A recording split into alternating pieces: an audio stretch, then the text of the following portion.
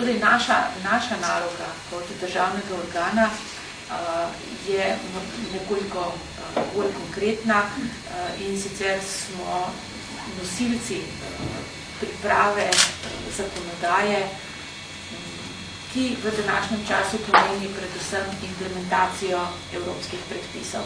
Povejte nam po izkušnjah, kakšen se vam zdi slovenski potrošnik, ali je bolj taki impulziven, ali je bolj resen, ali prije dejansko pa ne ve, kaj bi kupil.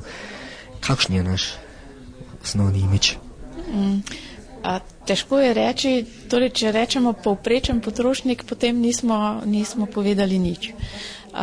Mi na uradu za varstvo potrošnikov ugotavljamo, da zakonodaja potrošnika ščiti dovolj, to se pravi, da njegove pravice v zakonu so ustrezno opredeljene, koliko pa je s tem seznanjen in koliko jih potem tudi poskuša uveljavljati, pa bi rekli neka številka, koliko nas v Sloveniji živi in smo tudi potrošniki in kakšno je število teh vprašanj, da seveda še nismo na nekem optimalnem nivoju.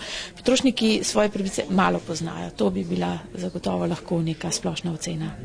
V čem pa tiči razlog? Morda, da nimamo neke takšne tradicije. Na področju varstva potrošnikov kontno je zakon star komaj dobrih 10 let. V primerjavi z starimi članicami Evropske unije, kjer je ta razvoj vendarle star še kar nekaj desetletij. In pa to, da običajno pri potrošniških sporih ali problemih gre za relativno majhne zneske in da Slovenci potem iz tega prej prevzamemo pasivno vlogo, torej sem se pač nasankal, pa ne bom nič ukrepal, samo neki ukrepi, recimo je samo to, ne bom več kupoval v tej trgovini. Zdaj, kupci smo stari in mladi. Mladi smo nekako tudi, lahko rečem, bolj naivni.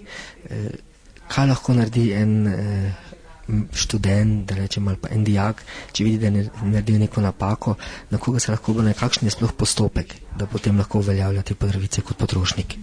Z tega vidika ne ločujemo med mladimi in starimi, ne ločujemo po njihovem statusu.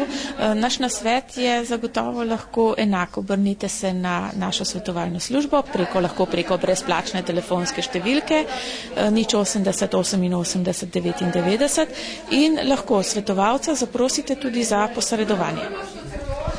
Zdaj, če se zgodi, da tu in nekaj kupiš, pa nisi zadovoljen z artiklom, kako poteka postopek potem pritožbe?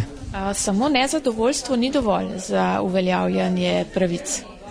Torej z izdelkom, govorimo zdaj torej o konkretni zadevi, mora res biti nekaj narobe, potem pa so te pravice načeloma enake. Torej nek minimum pravic je v vseh državah članicah Evropske unije identičen, vendar pa se mora potrošnik v tem primeru obrniti na Evropski potrošniški center, ki deluje tudi v Ljubljani v okviru nevladne potrošniške organizacije in mu nudijo pomoč preko centra v državi, kjer je kupil neko blago in mu nudijo torej ustrezno pomoč na ta način.